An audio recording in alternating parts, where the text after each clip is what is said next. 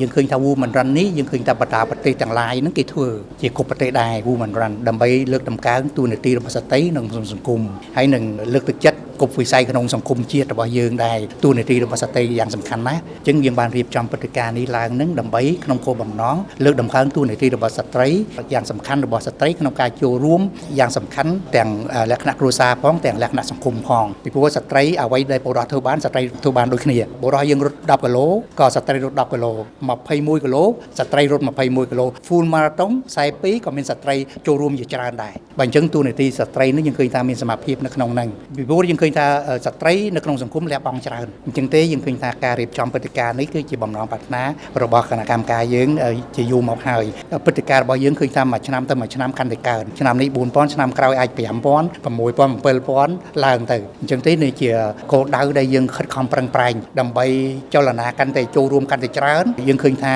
សារៈសំខាន់នឹងតួនាទីនោះកាន់តែរីករាលគេនឹងយល់ច្រើនអំពីខ្លឹមសារក៏ដូចជាអត្ថន័យនៃការរៀបចំបើសិនណាអ្នកចូលរួមកាន់តែច្រើនភាពជោគជ័យរបស់យើងកាន់តែខ្លាំងប៉ុន្តែក្នុងរយៈពេល5ឆ្នាំយើងខិតខំប្រឹងប្រែងឡើង6 7